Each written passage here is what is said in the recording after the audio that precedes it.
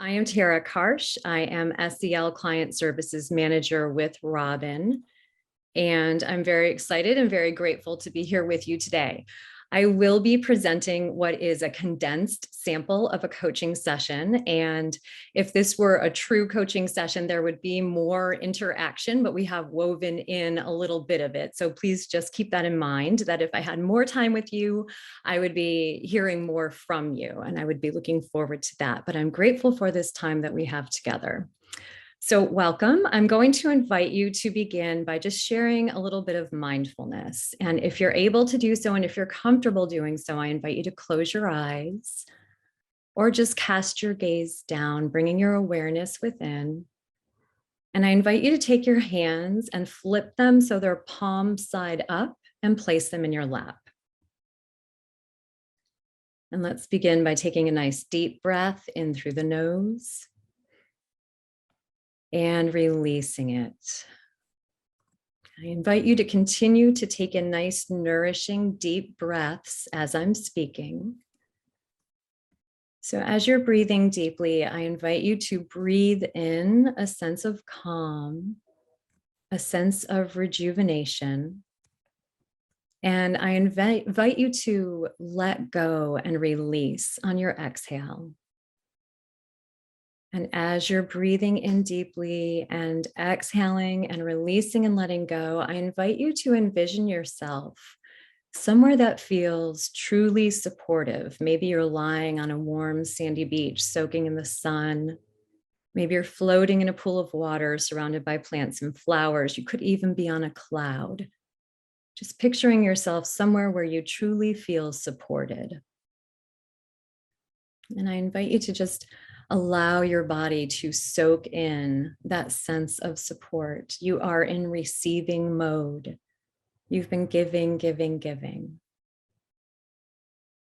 And if there is anything that is feeling heavy or burdensome, I invite you to picture that floating away from you, floating away on another cloud, floating away on the tail of a kite if you're at the beach, floating away on a lily pad.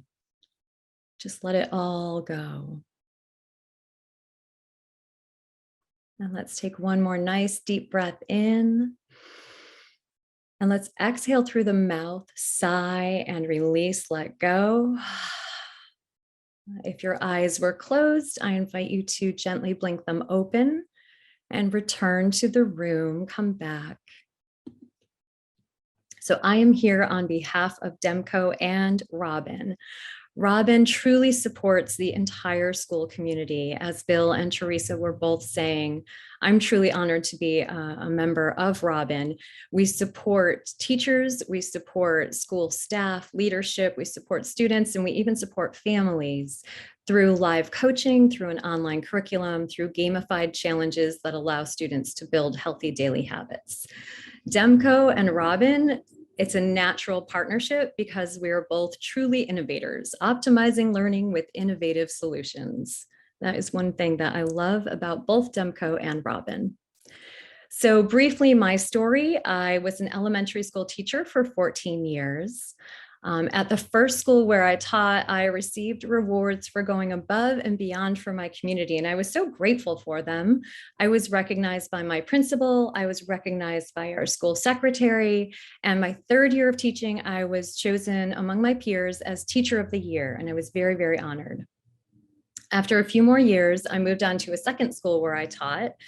And I was so grateful to be recognized by my school community for going above and beyond. I received everything from a free car wash, which sounds a little random perhaps, but was truly appreciated, to a surprise luncheon. It was a barbecue luncheon for the entire staff and faculty at my school, recognizing me for going above and beyond for my community. And my third year of teaching, I was chosen as Teacher of the Year. All of these things I truly am grateful for, but do you notice a pattern? This is a recipe for burnout. We give and we give and we give, and we're not always allowing ourselves to be in receiving mode. I have been there. I can speak from experience, and I am here to support you, whether you're in it or trying to avoid it. So recovery looks a little different for everybody. My story briefly, I took very small strategic and intentional shifts, and that is what I will share with you today. Suggestions of how you can do the same. My shifts and my steps were toward mindfulness and yoga. I found my yoga practice to be so supportive that I went through a 200-hour registered mindful yoga teacher training to bring mindfulness into my classroom. I found myself more and more concerned about my students and colleagues' well-being, and I ended up becoming a national board certified health and wellness coach. And these things brought me joy. I found my passion shifting. It was shifting so much. I left the classroom, joined the team of Robin, and now we are here to support you. So today's discussion, I'm going to share science, research, and strategies for you to help support first and foremost your own well-being. Once that has been kind of shored up, then we can look at supporting your community's well-being, but it starts with the self, and that's very, very important. So burnout is something we hear a lot about these days. It's not just a buzzword, though. The struggle truly is real. Folks who experience burnout experience symptoms of feeling isolated, withdrawing from teammates, colleagues, feeling extreme exhaustion, not just, Friday fatigue at the end of the week, but true extreme exhaustion, and a feeling of cynicism and ineffectiveness where they feel like they can no longer do the jobs that they have been maybe at one point really, really enjoying and even feeling called to do. And this can bring a sense of shame. I should be able to do this. I should be able to have a Pinterest-worthy classroom. I should be able to, hold a meeting for colleagues without feeling absolutely exhausted. A whole lot of shoulds and shame to go along with that. So we want to look at from striving to thriving, creating a strategic plan. Because if we keep doing what we're doing, we're going to keep doing what we're doing. And that could involve moving toward or dwelling in burnout. 3 steps. One is to practice mindset shifts. And sometimes this seems oversimplified, but it really is very powerful. We're going to set boundaries, take care of ourselves first. We want to think really strategically about how we use our time and how we can protect our time. We also want to embrace self-care, which some of us might be tired of hearing about, and understandably so, but it is a piece of the puzzle, a layer of the cake, but it must be done strategically to really be impactful, and also paired with self-compassion. So I would love to take a pause and take a poll and invite you to answer this question. Question 1, on a scale of 1 to 4, how stressful has the past year been for you? So 1, no stress in my life in the past year. 2, low stress. 3, moderate stress. 4, high stress. And I invite you to just type your number into the chat, please. Take a peek here. Okay, so I'm seeing some 3s and some 4s, moderate stress, high stress. Thank you so much for sharing these. I appreciate it. Yes, 3.5, somewhere in between. Thank you. Okay, here is question 2. Same scale, 1 to 4. How much impact do you believe stress has on your health? So 1, stress has no impact on my health. 2, stress has a low impact. 3, moderate. 4, stress really impacts my health. Go ahead and enter those into the chat, please. I'm seeing, oh, wow, I'm seeing a lot of 4s. I think we are almost exclusively 4s. Yeah, stress is really, we believe it is impacting our health. Well, I want to share something with you that may be surprising. So new science shows that if we change the way we view stress, we can improve our health and our happiness. And really, I would encourage you to think of the way you respond to stress as a superpower. And if you think of superheroes and supervillains, they both have superpowers, but superheroes choose to use their superpowers for good. Villains choose to use their superpowers for evil, for harm. So if we think of our stress response as a superpower, we can use it for good. And I would invite you to really take in this quote. Stress is what arises when something that we care about is at stake. This is something I often have to remind myself of. So even something like coaching today, it's something that I really care about. It's really important to me to provide a safe and supportive space for folks where they can get that rejuvenation and to provide concrete strategies. This is something I care deeply about. So when these coaching sessions come up, I do feel my stress level increasing. And I remind myself it is because this is something that I care very much about, just as I used to get very stressed when I was being observed as a classroom teacher because I cared very much about it. So the science of stress, I found this personally fascinating. I'm very excited to share this with you. There was a study conducted from 1998 to 2006. It examined 4 groups of Americans. So we had the first group, who was a group of folks who were experiencing high stress and a high belief that stress affects health. Second group, also experiencing high stress, but a low belief that stress affects health. Third group, I don't know where they found these folks, but folks who were experiencing low stress and a high belief that stress affects health. And then the last group, low stress, low belief that stress affects health.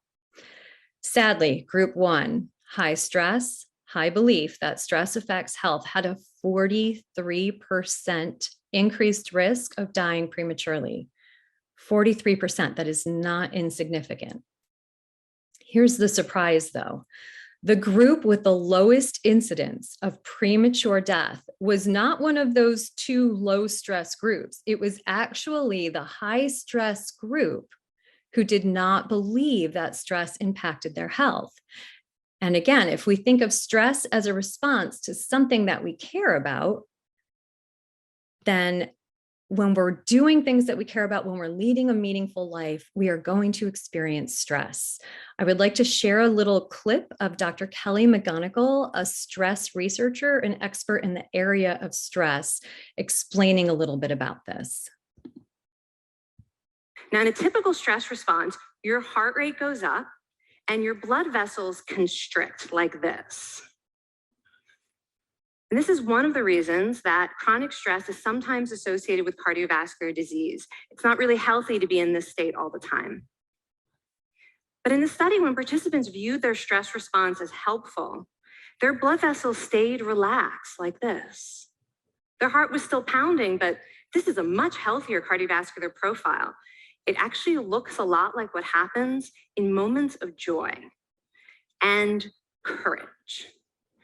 Over a lifetime of stressful experiences, this one biological change could be the difference between a stress-induced heart attack at age 50 and living well into your 90s. And this is really what the new science of stress reveals, that how you think about stress matters. So not to oversimplify, but a change in mindset. Now, in a typical stress response, your heart rate goes up. Apologies. A mindset shift about the way we think about stress is a really important and impactful piece of this strategic plan. If you believe stress is harmful, you're right, it is. If you believe stress is enhancing, you're right, it is. So our mindset around stress is very, very important. If we embrace stress as enhancing, it can not only enhance our performance, it can enhance our health and well-being, our growth and learning. When we're doing something new, we often experience growth. And also our connection with others. That's really an important part of a positive or an enhancing stress response, is that I'm reaching out to others for support. Maybe I'm reaching out to my team when I feel overwhelmed and I'm asking for help. It's okay to ask for help. It's good to ask for help. That's part of an enhancing stress response, is to reach out and to connect. So if we are intentional about our mindset, we can choose our response to stress in a way that will improve our lives. However, If we just view it as something that is negatively impacting our health, it may even cause us to procrastinate or push things back that we don't want to deal with. Then they build up and the stress builds. So it's very important to think about how we're viewing our response to stress. A mindset intervention, according to Dr.Kelly McGonigal, this is how you would go about it. So first you notice the stress. I feel my heart pounding. I can tell my mouth is a little dry. Maybe my palms are a little sweaty. My heart is pounding. In fact, I said it twice because I was a little stressed. You notice the stress. Recognize that it is a response to something that you care about. Why am I experiencing the stress? Oh, right, because I really care about what I'm doing right now. What I'm doing is really important to me and I want to make a difference. I want to provide support. Find the meaning behind it. And then use that energy that stress gives us to enhance our performance and to forge connection. And if you think about it, this quote, it's all about allowing stress to awaken in you these core human strengths of courage, remembering that clip with Dr. McGonigal, courage, connection, and growth. So I am curious just to see maybe a show of hands, if this was surprising to anyone. Was this new to anyone? If anyone was kind of surprised by this or found it helpful that we can change our mindset. Okay. Thank you. I appreciate that. Thank you. Again, that's one piece of the puzzle. So if we think about it as a response to something that we care about, then if we're leading a meaningful life, we are going to, as Bill said in the beginning, we're going to be experiencing stress. It's all in how we respond to it. So another part of our strategic plan for well-being to either overcome or avoid burnout. First, we change our mindset, how we review stress, how we view stress, and how we view our response to it. We can also take action by strategically using our time and protecting our time. And here are some ways to do it. And again, these may sound like very simple shifts, but I know I myself sometimes felt like I was even too busy to put some organizational structures in place. But once I took the time to do it, it was life altering. So things like templates for frequently sent letters and emails. If I find myself writing the same email essentially to different folks, I'll make a master of it, keep it in a Google Doc, and then just copy paste and tweak it a little bit here and there. Folders for organization in Google Drive. I don't know what I'd do without my folders. Post-its for project management. If you don't have a fancy schmancy project management system, Post-its that you can move from one stage to another can be really, really helpful. If you can protect the first hour of your workday, and I know some of us are going, oh yeah, right. But if you can either, get into work early and kind of give yourself some space if that's possible. Sometimes it means leaving for work later. That was one of the shifts I made. I used to be one of the first to arrive. I would get to school and the halls were dark and I had to find my way to my classroom with my flashlight on my phone. I started shifting to staying home and creating that first, maybe it wasn't an hour, but that first part of my day to set myself up for success. I made myself practice gratitude. I made myself have a healthy breakfast and sit down and eat it and not run through drive-through and grab, high sodium, high sugar food for breakfast. So just little shifts like this, they all build up. Protecting that first hour of your workday, whether it's at home or at work, even in your car sometimes, if you really have a hard time getting time to yourself. And then what Mark Twain would say, eat the frog, where that, those tasks that we really don't want to do, nobody wants to eat a frog. We do those first. We get them out of the way and we really build on our success. Also, according to research, when we're switching between tasks, we lose cognitive efficiency. So as much as possible, batching tasks that kind of go together, or if I'm taking notes for something rather than, which is something I know I've done, writing it out old school, either typing it in or using voice to text, anything you can create a little shortcut around to kind of buy yourself more time. Boundaries, another strategic shift to make. Sometimes we have to put boundaries up with others. I know when I say no to someone, I typically start with, I'm so sorry. I'm so sorry, but is anyone with me on that? Does anyone else start with an apology? Can you do this for me? I'm so sorry. Yeah, I see some of us, we find ourselves apologizing. So I'm going to make a suggestion and invite you, instead of giving an apology, give yourself a pause, practice the pause, buy yourself a little time. So instead of, I'm so sorry, let me get back to you. Let that be kind of your go-to phrase. Let me get back to you after I check this or I check that. And then of course there's the, I'd be happy to do that. And not in a snarky tone of voice, but sincerely, I'd be happy to do that. But just let me know what you want me to let go of. Just recognizing and helping others to recognize that we're all only human and there are only so many hours in a day. And that would be 24.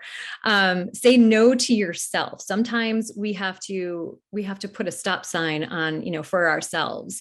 The work is always going to be there. Sometimes you just have to walk away from it.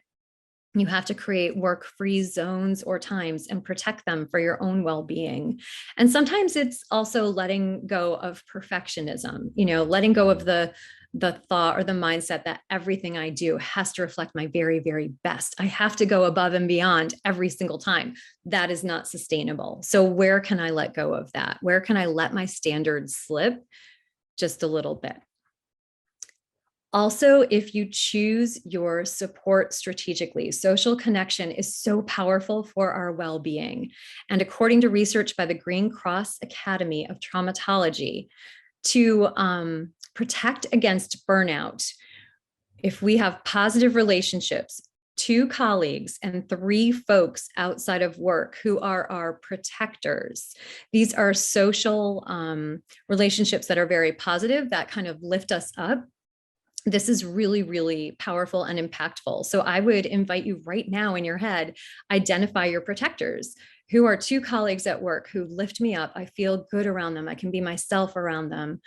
And who are 3 folks outside of work who provide me that same sense of support.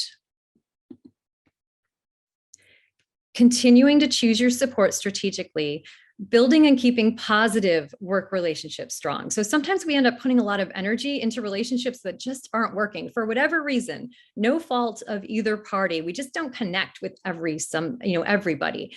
So if we identify those relationships that serve us, we stay polite and positive with all, but we don't keep trying to make something work that's just not working. We just kind of let go of feeling like we have to really build up a relationship that isn't serving us. To the greatest extent possible, keeping space between ourselves and those Debbie Downers, those who just, we feel them drain our energy, or we can feel ourselves just getting really overwhelmed when we're near them. Recognizing that and honoring that sense. Okay, this is someone that I need to put up a little bit of protection around. Either I'm not spending my time with them to the greatest extent possible, or I'm bringing in my protectors. I'm bringing along one of my colleagues or 2 of my colleagues who really lift me up. Spending time with others who have the same passions can be so life-giving. It can be so nourishing for us. And then even in education, if you have a passion in SEL or executive function, if you think of tier 1 strategies that we can bring in to support all students as kind of a proactive approach, so that we have fewer tier 2 students who need more support. And that is certainly something that Robin coaches are happy to support with. Practice strategic self-care. So I told you self-care was part of it. And I know so many of us are so overhearing about self-care, but if we really are careful about it, it's not just a random bubble bath or a random guy's night out, but we really create routines that support our well-being. What I call a well-being trifecta is doing something that is either relaxing or self-nourishing, brings in social connection, and is also done in nature. So for me, it's taking a walk outside, I'm exercising, I'm outside in nature, and then I'm calling my mom at the same time. That's a well-being trifecta. When you can put 3 of those things together, very, very powerful. And then do that regularly. Practicing mindfulness. It could be as simple as 3 deep breaths. I used to do this in my classroom with and even without my students, and they would start to recognize when I needed them, when I needed 3 deep breaths, but I wasn't taking them, and they would let me know. Practicing 5, 4, 3, 2, 1, which is a grounding strategy. It brings us into the present moment. 5 things I see. I just look around. And in my head, I'm just bing, bing, bing. 4 things I can feel. texturally, tactilely. Three things I can hear, and typically we have to really get quiet to hear three things. Two things I can smell, one thing I can taste. Again, it just grounds you in the present moment. And then a body scan. If you end your day by reflecting on the things that went well, the things that made you proud, the things that you accomplished, that is so powerful, rather than, lying down at night and thinking, okay, tomorrow I have to do this and I didn't call that person, I have to remember to send that email. So if you can shift what you're thinking about when you end your day, that is another small but powerful shift. Strategically cultivating self-compassion, self-care. And I'm seeing gratitude is the key in the chat box. Yes, I agree with that very, very strongly. Gratitude can really shift us from a place of feeling like we don't have enough to shifting us to a place of joy and appreciation. So cultivating self-compassion. Dr. Kristen Neff, who is a scientist and an expert on compassion, identifies these three critical elements of self-compassion: self-kindness. And really, I just think of this, as I used to tell my fourth graders, don't talk to yourself the way that you wouldn't talk to a friend. So, I wouldn't call my friend dumb, and I wouldn't use a certain tone of voice with my friend. But sometimes I find myself calling myself dumb or using a really harsh tone of voice with myself. That's not okay. I really need to invite self-kindness and practice self-kindness. Common humanity. I remember once hearing a song. I can't remember the song or the artist, but part of the lyrics was something about not feeling like they were enough. And it hit me like, wait a minute, this literal rock star feels like he's not enough. I thought it was just me. So that is something that we all experience at times, where we feel less than. It's important to remember everyone experiences it, and yet nobody is less than. Everybody is perfectly enough. You are perfectly enough, and you do perfectly enough. And then again, incorporating mindfulness. So we're hearing about the importance of mindfulness from kind of different perspectives, from the perspective of self-compassion as well. Important to cultivate a mindfulness practice. Once you have put these strategic shifts in place and you yourself are thriving, then and only then, self first, only then we would invite you to consider ways you can help your community thrive. And this, again, can be done strategically. So strategic self-care on a community level could look like providing training space and time for mindfulness in a school setting, not only for students, but also for teachers. Mindfulness is all about being present in the present, being in the present moment, non-judgmentally, noticing what's going on, but not putting a judgment on it. And the proven benefits you can see along the bottom. I don't want to read a slide to you, but these are really, really impactful benefits of a mindfulness practice. Thriving on the community level, strategic connection.